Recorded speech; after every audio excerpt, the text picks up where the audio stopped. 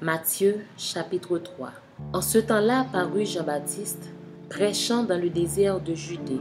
Il disait, « Repentez-vous, car le royaume des cieux est proche. » Jean est celui qui avait été annoncé par Isaïe, le prophète, lorsqu'il dit, « C'est ici la voix de celui qui crie dans le désert. Préparez le chemin du Seigneur, aplanissez ses sentiers. » Jean avait un vêtement de poil de chameau et une ceinture de cuir autour des reins. Il se nourrissait de sauterelles et de miel sauvage. Les habitants de Jérusalem, de toute la Judée et de tout le pays des environs du Jourdain se rendaient auprès de lui et, confessant leurs péchés, ils se faisaient baptiser par lui dans le fleuve du Jourdain. Mais, voyant venir à son baptême beaucoup de pharisiens et de sadducéens, il leur dit, « Race de vipères, qui vous a appris à fuir la colère à venir?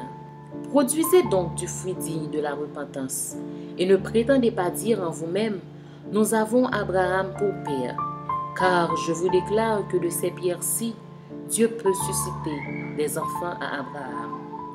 Déjà la cognée est mise à la racine des arbres. Tout arbre donc qui ne produit pas de bons fruits sera coupé et jeté au feu. Moi, je vous baptise d'eau pour vous amener à la repentance. Mais celui qui vient après moi est plus puissant que moi, et je ne suis pas digne de porter ses souliers.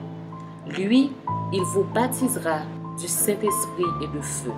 Il a son vent à la main, il nettoiera son aire, et il amassera son blé dans le grenier, mais il brûlera la paille dans un feu qui ne s'éteint point. Alors Jésus vint de la Galilée au Jourdain vers Jean pour être baptisé par lui. Mais Jean s'y opposait en disant, « C'est moi qui ai besoin d'être baptisé par toi, et tu viens à moi? » Jésus lui répondit, « Laisse faire maintenant, car il est convenable que nous accomplissions ainsi tout ce qui est juste. » Et Jean ne lui résista plus. Dès que Jésus eut été baptisé, il sortit de l'eau, et voici, les cieux s'ouvrirent, et il vit l'Esprit de Dieu descendre comme une colombe et venir sur lui. Et voici, une voix fit entendre des cieux ces paroles. « Celui-ci est mon Fils bien-aimé, en qui j'ai mis toute mon affection. »